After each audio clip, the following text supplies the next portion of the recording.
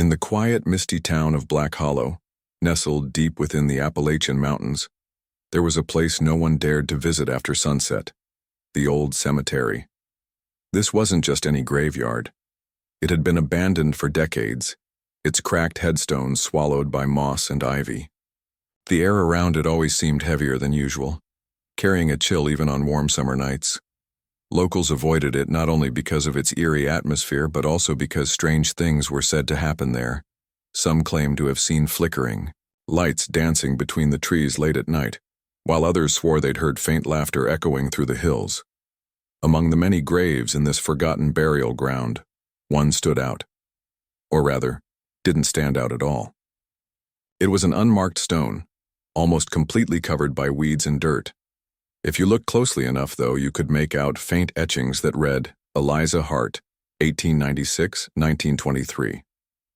Eliza Hart had lived a short life, dying tragically young, at the age of 27. But her story wasn't just sad, it was mysterious. No one really knew what happened to her. What people did know was that she vanished from town one freezing winter night without leaving a trace.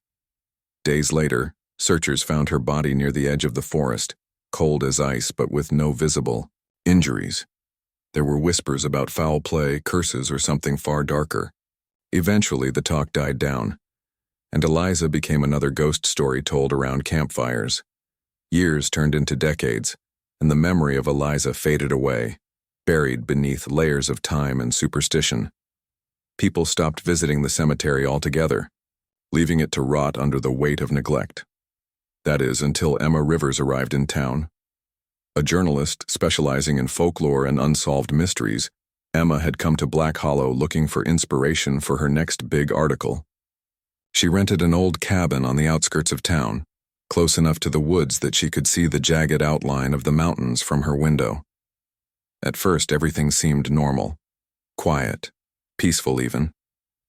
But then, curiosity got the better of her. One evening, unable to resist the pull of local legends, Emma decided to take a walk toward the infamous cemetery. She brought along a flashlight, though she didn't think she'd need it. As she approached the iron gates, rusted and hanging crookedly on their hinges, a strange feeling washed over her. It wasn't fear exactly, but more like anticipation. Pushing open the gate, which creaked loudly in protest, Emma stepped inside. The silence was oppressive, broken only by the occasional rustle of leaves overhead. Her flashlight beam swept across the rows of crumbling headstones, each one telling a fragment of someone's forgotten story. As she wandered deeper into the graveyard, the fog grew thicker, wrapping itself around her like a damp blanket. Suddenly, her light caught something unusual, a patch of ground that seemed to shimmer faintly under the moonlight. Confused, Emma moved closer, realizing it was coming from the unmarked grave. The name Eliza Hart was barely legible now, but the way the soil pulsed with a soft glow made her heart race. Was this some kind of trick of the light, or was her mind playing games with her? Just as she bent down to examine it more closely, a figure appeared beside the grave. Startled, Emma stumbled backward, nearly dropping her flashlight. The figure was tall and slender, dressed in what looked like a tattered white dress. Its face was pale, almost translucent, and its eyes glowed faintly blue. For a moment, neither of them moved. Then slowly, the figure turned toward Emma and smiled. Emma's breath hitched in her throat. She wanted to run, to scream, to do anything except stand there frozen in terror, but something held her in place. Maybe it was the calmness radiating from the figure, or maybe it was the fact that it didn't seem threatening. Instead, it felt familiar, like meeting an old friend you hadn't seen in years. Gathering her courage, Emma managed to choke out a single word. Who are you?" The figure didn't respond right away. Instead, it tilted its head slightly, studying her with those glowing eyes. Finally, it spoke. Not with words, but directly into Emma's mind. The voice was soft, almost musical, yet tinged with sadness. "You can see me," it said. Emma gasped, clutching her chest as if trying to steady her racing heart. She nodded dumbly, unsure of what else to do. "I've waited so long." The voice continued, filling her thoughts with a mix of longing and desperation. Please, help me. Emma blinked, struggling to process what was happening. Was this real? Was she losing her mind? Before she could decide, the figure extended a hand toward her, palm facing upward. In that gesture, Emma sensed trust, an invitation rather than a demand. Against all logic, she reached out and touched the figure's hand. It was icy cold, sending shivers up her arm, but it didn't hurt. Instead, images flooded her mind, flashes of a young woman laughing, crying, running through the forest, and then darkness. When the vision faded, Emma found herself sitting on the damp grass, staring up at the glowing figure. "What do you want me to do?" she asked hesitantly. The figure didn't answer immediately. Instead, it pointed toward the shimmering grave. Emma followed its gaze, understanding dawning on her. Whatever answers she sought and whatever secrets this ghost carried, they were buried beneath the earth. Taking a deep breath, Emma nodded again. "Okay," she whispered. "I'll help you." And with that promise, the figure began to fade, its glow dimming until it disappeared entirely. Left alone in the silent graveyard, Emma realized two things. First, that she had just agreed to unravel a century-old mystery, and second, that nothing about her life would ever be the same again. The next morning, Emma woke up feeling as though she'd been caught in a dream that refused to let go. The events of the previous night replayed over and over in her mind, the glowing figure, the strange voice speaking directly into her thoughts, and the unmarked grave pulsing with an otherworldly light. She tried to convince herself it had all been a trick of the fog or some elaborate prank played by locals. But deep down she knew better. Something real had happened out there, something beyond explanation. Unable to shake the memory, Emma decided she needed answers. If this ghost, or whatever it was, wanted her help, then she owed it to herself and maybe even to Eliza to find out why. Her first stop was the town library, a small dusty building tucked away on the edge of Main Street. Inside, shelves sagged under the weight of old books, newspapers, and forgotten records. It wasn't much, but it was a start. Emma spent hours, poring over yellowed documents searching for anything related to Eliza Hart. At first, information was sparse, a name here, a mention there. But slowly, pieces of the puzzle began to emerge.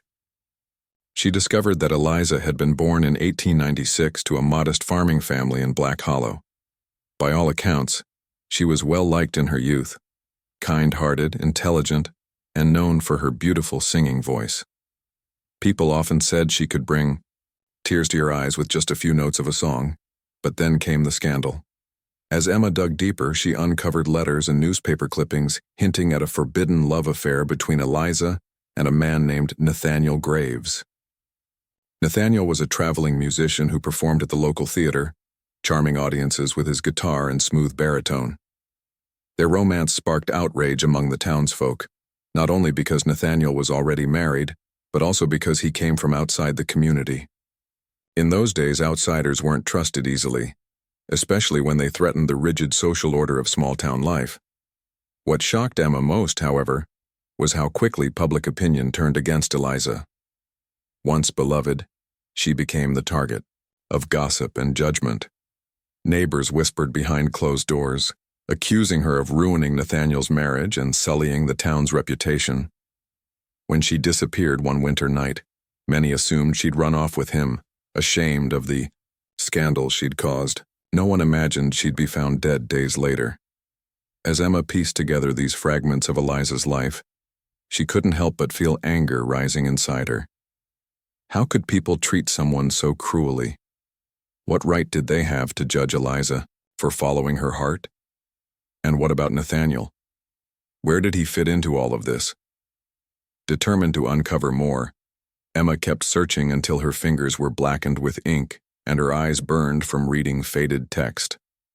Her breakthrough came late in the afternoon when she noticed something odd about one of the bookshelves. A section near the back seemed slightly uneven, as if it didn't quite line up with the rest. Curious, she ran her hand along the edge and felt a slight give. Pushing gently, she revealed a hidden compartment containing a leather-bound diary.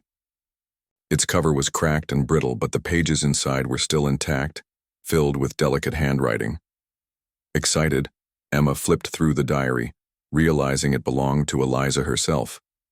Entry after entry painted a vivid picture of a young woman torn between love and duty, hope and despair. In one particularly poignant passage, Eliza wrote about sneaking away to meet Nathaniel in secret, their stolen moments together lighting up her otherwise bleak existence. But there were darker entries too, ones where she confessed to fearing for her safety, convinced someone was watching her every move. One entry stood out above the rest. Dated just days before her disappearance, it read, "If anything happens, to me find this. Beneath my favorite oak tree lies something important. It holds the answers." Emma's pulse quickened. Could this be what the ghost had been trying to show her? Whatever Eliza had buried, it clearly mattered. A lot. That evening, armed with a flashlight and a small shovel, Emma returned to the cemetery. The air was colder than usual, and the fog hung low, wrapping itself around the graves like a shroud. She made her way to Eliza's resting place, her footsteps crunching softly on the frost-covered ground. Nearby stood the ancient oak tree mentioned in the diary, its gnarled branches twisting skyward like skeletal fingers. Taking a deep breath, Emma began to dig. Each thrust of the shovel sent dirt flying into the air, mixing with the swirling mist. As she worked, the silence around her grew heavier, pressing down on her shoulders. She couldn't shake the feeling that she was being watched.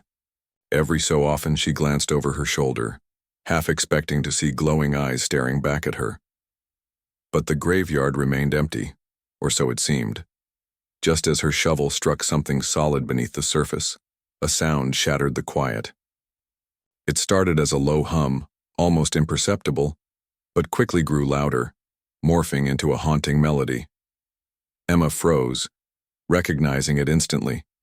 It was the same lullaby she'd heard the night before. The music seemed to come from everywhere and nowhere, filling the space around her with an eerie warmth. For a moment she forgot her fear, entranced by the beauty of the tune. Then without warning, the singing stopped. In its place came a blood-curdling scream, sharp and piercing, cutting through the night like a knife. Emma dropped her shovel and spun around, her flashlight beam slicing through the darkness. What she saw made her blood run cold. 3 figures cloaked in black emerged from the shadows, their faces obscured by wide-brimmed hats. They moved silently, gliding rather than walking, their presence radiating menace. Emma's instincts screamed at her to run, but she forced herself to stay put. These figures clearly meant business, and running might only make things worse. Instead, she called out, her voice trembling but determined. "Eliza, help me." For a moment, nothing happened. Then the ground beneath her feet trembled violently, and a blinding light erupted from Eliza's grave. The spectral figure materialized before them, brighter and more radiant than ever. Her voice thundered across the clearing, commanding and fierce. "Leave this place," she demanded, her words reverberating in Emma's mind. "She is under my protection." The cloaked figures hesitated, visibly shaken by the sudden appearance of the ghost. After a tense standoff, they finally retreated, melting back into the shadows from which they'd come. With the threat gone, Emma exhaled sharply, her knees threatening to buckle beneath her. Turning back to the hole she'd been digging, she resumed her work, her hands shaking but resolute. Moments later, she uncovered a small wooden box, its surface weathered and splintered with age. Carefully, she opened it, revealing a collection of items. Photographs of Eliza and Nathaniel smiling together, letters exchanged between them, and a single locket containing a portrait of Nathaniel. But the most damning piece of evidence was a confession letter penned by Nathaniel himself. In the letter, he admitted to poisoning Eliza after learning of her pregnancy. He claimed he'd done it to protect his reputation and avoid scandal, believing that killing her would solve all his problems. Reading those words left Emma reeling. This wasn't just a tragic love story. It was a tale of betrayal, greed, and murder. Standing there amidst the graves, clutching the box in her arms, Emma realized she now held the key to unlocking the truth. but exposing it wouldn't be easy. Powerful families in Black Hollow had spent decades covering up their ancestors' sins, and they wouldn't take kindly to having their secrets dragged into the light. Still, Emma knew she couldn't turn away. Eliza deserved justice, even if it came a century too late, and Emma had promised to help. The wooden box felt heavier in Emma's hands than it should have, not because of its physical weight but because of the secrets it contained. Each item inside seemed to carry a piece of Eliza's soul, her hopes, her fears, and ultimately, her tragic fate. As Emma stood there under the ancient oak tree, she couldn't shake the feeling that she was holding more than just artifacts. She was holding the truth that had been buried for over 100 years. But with that truth came responsibility, and Emma knew the road ahead wouldn't be easy. Walking back to her cabin through the foggy night, Emma replayed everything she'd uncovered so far. The photographs showed Eliza and Nathaniel smiling together, their love evident even in faded images. Letters revealed how deeply they cared for each other, despite the obstacles they faced. And then there was the locket, a delicate silver chain holding a tiny portrait of Nathaniel. It must have meant the world to Eliza, something she wore close to her heart every day. But the confession letter changed everything. Nathaniel's words painted him as a monster, someone who valued his reputation more than the woman he supposedly loved. He didn't just abandon her, he murdered her. Back at her cabin, Emma spread the contents of the box across her kitchen table, examining each item carefully. She read and reread the confession letter, trying to understand how anyone could commit such an act. What kind of man kills the mother of his unborn child? And why had no one ever suspected him? The answers were hidden somewhere in the tangled web of Black Hollow's history, and Emma was determined to untangle them. As dawn broke, exhaustion finally caught up with her. She collapsed onto the couch, staring at the ceiling while her mind raced. Exposing Nathaniel's crime would mean confronting powerful families in town, the descendants of those who had helped cover it up. These weren't ordinary people. They were pillars of the community, respected and influential. They had spent generations protecting their ancestors' secrets, and they wouldn't hesitate to silence anyone who threatened that legacy. Emma knew she was stepping into dangerous territory, but backing down wasn't an option. She had made a promise to Eliza and to herself, and she intended to keep it. The next morning, Emma decided to visit the local historian, Mrs. Clara Whitmore. Clara was in her late 70s with sharp eyes and a memory like steel. She lived alone in a quaint house filled with books, maps, and old photographs. When Emma arrived, Clara greeted her warmly, inviting her inside. Over tea, Emma explained what she'd discovered about Eliza Hart, showing her the diary, the letters, and the confession letter. Clara listened intently, her expression growing darker with each revelation. "I've heard whispers about Eliza," she admitted after a long pause. "People used to talk about her disappearance, but no one dared to dig too deep. Back then, the Graves family was untouchable. They owned half the town and had connections everywhere. If you accused them of wrongdoing, you might as well sign your own death warrant." Emma nodded grimly. "So everyone just let it go?" "Not exactly," Clara said, leaning forward. "There were rumors, wild ones. Some said Nathaniel killed Eliza because she threatened to expose him. Others believed the townsfolk themselves played a role, punishing her for bringing shame to Black Hollow. Either way, no one wanted to risk angering the Graves clan. So, the truth stayed buried. Until now." Clara's words only strengthened Emma's resolve. With Clara's help, she began piecing together more details about the Graves family and their influence in Black Hollow. She learned that Nathaniel's descendants still held significant power in the town, owning large tracts of land and controlling key businesses. They were wealthy, respected, and fiercely protective of their name. Any attempt to tarnish it would be met with fierce resistance. Despite the risks, Emma started writing her article. She poured all her findings into it: Eliza's story, Nathaniel's confession, and the decades-long cover-up. She included quotes from the diary and described her encounters with Eliza's ghost, knowing some readers might dismiss those parts as fiction. But she also presented hard evidence: the photographs, the letters, and the damning confession letter. By the time she finished, the article was explosive, detailing not just one crime but a century of lies and complicity. Before publishing, Emma shared a draft with Clara, who read it with tears in her eyes. "This is brave," Clara said softly. "But are you ready for what comes next? Once this goes public, there's no turning back." "I know," Emma replied, "but I can't stay silent. Eliza deserves justice, and so does everyone else, whose lives were ruined by this family's greed." With Clara's blessing, Emma uploaded the article online. Within hours, it went viral. People across the country were captivated by the story of Eliza Hart, the young woman whose life had been stolen and whose voice had finally been heard. Social media lit up with discussions about accountability, historical injustice, and the need to confront uncomfortable truths. Journalists from major outlets reached out to Emma, eager to learn more. The small town of Black Hollow suddenly found itself thrust into the national spotlight. But not everyone was pleased. As expected, the Graves family reacted swiftly and aggressively. Their lawyers sent cease and desist letters, accusing Emma of defamation and fabricating evidence. They claimed the confession letter was a forgery and demanded she retract the article immediately.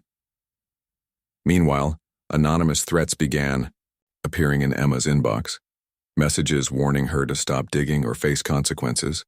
Emma refused to back down. Instead, she doubled down, releasing additional documents and recordings that supported her claims. She also reached out to experts who specialized in forensic handwriting analysis, asking them to verify the authenticity of Nathaniel's confession. While waiting for their results, she prepared for the worst, knowing the Graves family wouldn't give up easily. One evening, as Emma sat at her laptop responding to emails, she heard a knock at her door. Opening it cautiously, she found a group of townspeople standing outside.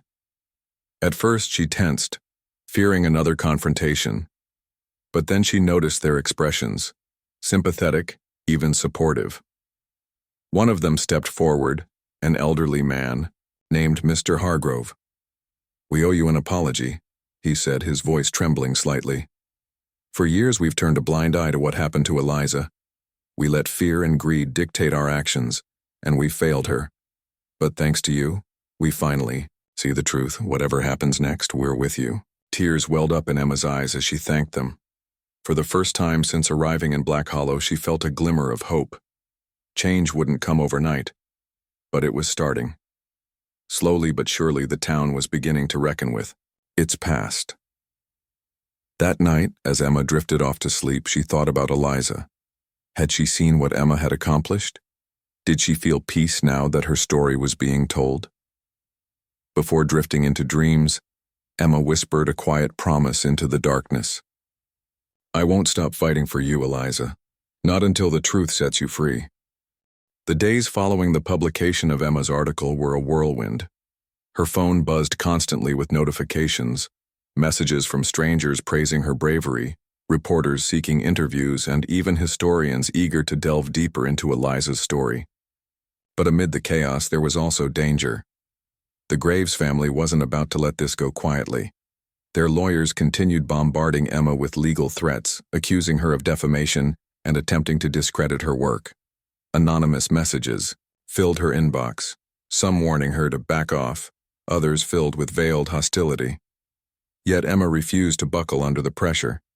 She knew she had uncovered something important, something that couldn't be ignored. One evening, as the sun dipped below the horizon and painted the sky in shades of orange and purple, Emma decided to visit the cemetery again. She needed clarity, a moment of peace amidst the storm. Clutching a bouquet of wildflowers she'd picked earlier that day, she walked through the iron gates of the graveyard, their creak echoing softly in the stillness. The air felt cooler than usual, carrying with it the faint scent of damp earth and pine needles. As she approached Eliza's grave, she noticed something unusual. The ground above the coffin shimmered faintly, just as it had before. It was subtle, almost imperceptible but unmistakable. Emma knelt beside the grave, placing the flowers gently on the soil. I'm doing everything I can, she whispered, her voice trembling slightly. But they're fighting back. Hard. For a moment, nothing happened. Then the air around her seemed to shift. A soft hum filled the space, growing louder until it became a haunting melody. The same lullaby Emma had heard before. Slowly, the figure of Eliza materialized before her, her translucent form glowing brighter than ever. You've done well. Eliza's voice echoed in Emma's mind, calm yet tinged with urgency. But the battle isn't over. I know, Emma replied. Her eyes locked on the ghostly figure. They're trying to silence me. What should I do? Eliza didn't answer immediately. Instead, she extended a hand toward the ground near her grave. Emma followed her gaze and saw the dirt begin to shift, revealing a small object buried just beneath the surface, a tarnished silver key. Puzzled, Emma reached for it, brushing off the clinging soil. The key was old, its edges worn smooth with time, but it bore intricate engravings that caught the fading light. This will guide you to the final piece, Eliza said cryptically. Find it, and the truth will shine brighter than ever. Before Emma could ask what the key unlocked or where she should look, Eliza began to fade, her glow dimming until she vanished completely. Left alone once more, Emma clutched the key tightly in her palm, determination burning within her. Whatever this key led to, it was clearly crucial. And if it could strengthen her case against the Graves family, she was willing to risk anything to find it. The next morning, Emma set out to unravel the mystery of the key. Its engravings hinted at something, an insignia resembling a crescent moon intertwined with a tree. After hours spent researching local symbols and landmarks, she discovered that the design matched an emblem once used by the Black Hollow Theater Company. The theater itself had long since closed down, reduced to a crumbling building on the outskirts of town. Intrigued, Emma grabbed her camera and notebook and headed there, hoping to uncover another clue. When she arrived, the theater loomed before her like a relic of another era. Its grand facade was now marred by cracks and ivy, and the marquee hung crookedly, its letters faded beyond recognition. Pushing open the heavy wooden doors, Emma stepped inside, greeted by a thick layer of dust and the musty smell of decay. Broken chairs littered the auditorium, and the stage curtain hung in tatters, swaying slightly in the draft. As she explored the space, her flashlight beam fell on a locked door tucked away behind the stage. The lock looked ancient, rusted with age. Heart pounding, Emma pulled out the silver key and inserted it into the lock. To her surprise, it turned smoothly, clicking open without resistance. Behind the door lay a narrow staircase spiraling downward, into darkness. Taking a deep breath, Emma descended cautiously, each step creaking beneath her weight. At the bottom, she found herself in a hidden basement. Shelves lined the walls, stacked high with boxes, scripts, and props from the theater's glory days. In the center of the room stood a large trunk, its lid sealed with a heavy padlock. Once again, the silver key fit perfectly, unlocking the trunk with ease. Inside, Emma found a treasure trove of documents, contracts, receipts, and personal correspondence, all tied to Nathaniel Graves. Among them was a ledger detailing payments made to various townsfolk shortly after Eliza's death.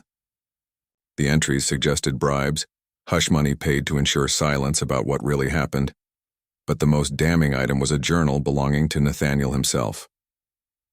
Unlike the confession letter Emma had already uncovered, this journal chronicled his descent into paranoia and guilt after Eliza's murder. He wrote about how he feared discovery, how he manipulated those around him to cover his tracks, and how he lived in constant dread of being haunted, not just by Eliza's memory, but by the possibility that someone might one day expose him. The journal ended abruptly, leaving Emma with chills. Armed with this new evidence, Emma returned to her cabin, her mind racing with possibilities. She uploaded photos and excerpts from the journal online, sharing them alongside her original article. The response was immediate and overwhelming. People were outraged, demanding accountability not only from the Graves family, but also from the descendants of those who had accepted bribes to keep quiet. Protesters gathered outside the Graves estate, holding signs that read, "Justice for Eliza Hart," and "Truth will prevail." But the backlash was fierce. Late one night, as Emma worked at her laptop, she heard the sound of shattering glass. Whipping around, she saw a rock lying on her living room floor, a note attached to it. Unfolding the paper with trembling hands, she read the message scrawled in bold letters. "Stop digging, or you'll regret it." Fear gripped her chest, but she refused to give in. Instead, she called Clara Whitmore, who insisted on staying with her for safety. Together, they fortified the cabin, installing extra locks and keeping lights on throughout the night. Despite the intimidation tactics, Emma pressed forward, determined to see this through. A few nights later, Emma received an unexpected visitor, Nathaniel Graves III, the current patriarch of the Graves family. Tall and imposing, he exuded authority, his sharp suit contrasting sharply with the rugged surroundings of Emma's cabin. His expression was unreadable as he introduced himself, though his tone carried an edge of menace. "You've caused quite a stir," he said, his voice low and controlled. "People are talking, pointing fingers. You're tearing apart families, ruining reputations. Is that really what you want?" Emma met his gaze steadily, refusing to flinch. "What I want is justice for Eliza Hart. Your ancestor murdered her, and your family has spent decades covering it up. That's not going to change because you ask nicely." Nathaniel's jaw tightened, but he didn't argue. Instead, he leaned closer, his voice dropping to a whisper. "You don't understand what you're dealing with. This town thrives on secrets. Exposing them won't bring peace. It'll destroy lives, including yours." For a moment, Emma hesitated. Was he right? Could exposing the truth cause more harm than good? But then she remembered Eliza's voice, her plea for help, and the faces of the townspeople who had finally begun to stand up for justice. She shook her head firmly. "Maybe it'll hurt. Maybe it'll take time. But the truth matters. And I won't stop until everyone knows it." Nathaniel stared at her for a long moment before standing abruptly. Without another word, he turned and left, the screen door slamming shut behind him. Watching him go, Emma felt a mix of fear and resolve. This fight was far from over. But she was ready. For Eliza, for Black Hollow, and for the countless others whose voices had been silenced. She would keep pushing forward, no matter the cost. The days that followed Nathaniel Graves III's visit were a blur of tension and determination for Emma. The confrontation had left her shaken, but it also reinforced her resolve. She knew the Graves family wouldn't back down easily. They thrived on power, control, and secrecy. But Emma was no longer afraid. Every threat, every attempt to silence her only fueled her desire to see this through. Justice for Eliza wasn't just about exposing the past. It was about giving voice to those who had been wronged and ensuring that history wouldn't repeat itself. With Clara by her side, Emma continued piecing together the evidence she'd uncovered. The journal belonging to Nathaniel Graves Sr., along with the ledger detailing bribes paid to townsfolk, painted a damning picture of corruption and complicity. Together, they compiled everything into a comprehensive report, complete with photographs, transcriptions, and expert analysis verifying the authenticity of the documents. Emma also reached out to journalists from reputable outlets, sharing her findings in hopes of amplifying Eliza's story beyond Black Hollow. As the news spread, the town began to transform. For decades, Black Hollow had lived under the shadow of its secrets, weighed down by guilt and fear.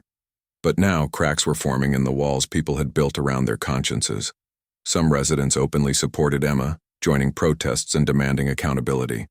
Others remained silent, unsure of how to reconcile their loyalty to the Graves family with the growing call for justice. And then there were those who clung desperately to denial, accusing Emma of fabricating lies to stir up trouble. One evening, as Emma walked through the town square, she noticed something remarkable. A makeshift memorial had appeared near the fountain. Flowers, candles, and handwritten notes surrounded a framed photograph of Eliza Hart. It was a simple gesture, yet profoundly powerful. People had begun leaving messages, not just for Eliza, but for themselves. "We're sorry we didn't listen," one note read. "Your voice matters now," said another. Tears welled up in Emma's eyes as she realized the impact her work was having. Slowly, but surely, the town was beginning to heal. The turning point came when national media picked up the story. A major investigative news program aired a segment dedicated to Eliza Hart, featuring interviews with Emma, Clara, and several historians who corroborated the evidence. The broadcast included footage of the cemetery, the theater basement, and even reenactments of key events from Eliza's life. By the time it ended, millions of viewers across the country were talking about Black Hollow and the injustice that had festered there for over a century. The backlash against the Graves family was swift and severe. Businesses they owned faced boycotts, and local politicians distanced themselves from the scandal. Even some members of the family began speaking out, ashamed of their ancestors' actions and calling for transparency. Nathaniel Graves III attempted to issue a public apology, but it rang hollow, dismissed as too little, too late. Meanwhile, Emma received an invitation she hadn't expected, a request to speak at a community gathering in Black Hollow. At first, she hesitated, unsure if she was ready to face such a large crowd. But Clara encouraged her, reminding her of how far she'd come and how much her words could mean to others. Taking a deep breath, Emma agreed. On the day of the event, the town hall was packed. People of all ages filled the room, their faces reflecting a mix of curiosity, guilt, and hope. As Emma stepped onto the stage, she felt a wave of nerves, but also pride. This wasn't just her victory. It belonged to everyone who had dared to confront the truth. Eliza Hart wasn't just a name carved into a forgotten grave, Emma began, her voice steady despite the weight of the moment. She was a person, a daughter, a lover, a dreamer. Her life was stolen, not because of anything she did, but because of the choices made by others. Choices driven by greed, fear, and prejudice. She went on to recount Eliza's story, weaving together facts and emotions until the audience was visibly moved. When she finished, the room erupted into applause, not just for Emma, but for Eliza, whose voice had finally been heard. Afterward, people lined up to thank Emma, sharing stories of their own struggles and expressing gratitude for her courage. That night, Emma returned to the cemetery one last time. She carried fresh flowers and a small lantern, lighting the path as she approached Eliza's grave. The air was still, almost reverent, as if the world itself was holding its breath. Standing before the unmarked stone, Emma placed the flowers gently on the ground. "I did it, Eliza," she whispered, her voice breaking slightly. "Your story is out there now. People know what happened to you. They won't forget." For a moment, nothing happened. Then, the faint hum of a lullaby drifted through the air, soft and sweet. Turning slowly, Emma saw the glowing figure of Eliza appear once more, but this time her expression was different, calm, peaceful, even radiant. She smiled at Emma, her glowing eyes filled with gratitude. "You've set me free." Eliza's voice echoed softly in Emma's mind. "Thank you." Before Emma could respond, the figure began to fade, her glow dimming until she vanished completely. The cemetery fell silent again, but it felt lighter somehow, as though a great weight had been lifted. Emma stood there for a while, letting the quiet settle over her. She knew this wasn't the end of her journey. There would always be more stories to uncover, more truths to bring to light. But for now, she allowed herself to feel a sense of closure. Over the following weeks, changes swept through Black Hollow. Statues commemorating the founding families, including the Graves clan, were removed and replaced with memorials honoring Eliza and others like her whose lives had been unjustly taken. The old theater was renovated and turned into a cultural center, hosting plays, concerts, and discussions about social justice. And the cemetery, once neglected and feared, became a place of reflection and remembrance. Emma stayed in town for a while longer, helping to document other untold stories and supporting efforts to create a more open, honest community. Though skeptics still dismissed her encounters with Eliza as mere imagination, those who truly understood the significance of what had happened knew better. Some mysteries couldn't be explained with logic or science, and sometimes that was okay. As autumn leaves began to fall, painting the hills in shades of gold and crimson, Emma decided it was time to move on. Her work in Black Hollow had changed her in ways she never anticipated, teaching her the power of persistence, empathy, and courage. Before leaving, she visited Eliza's grave one final time, leaving behind a single white rose. "Rest in peace, Eliza," she murmured. "Your voice will always be heard." Driving away from Black Hollow, Emma glanced in her rearview mirror, catching one last glimpse of the mountain silhouetted against the horizon. Though she was leaving the town behind, she carried its lessons with her. Injustice thrives in silence, but truth has a way of finding its way to the surface, even after a century underground.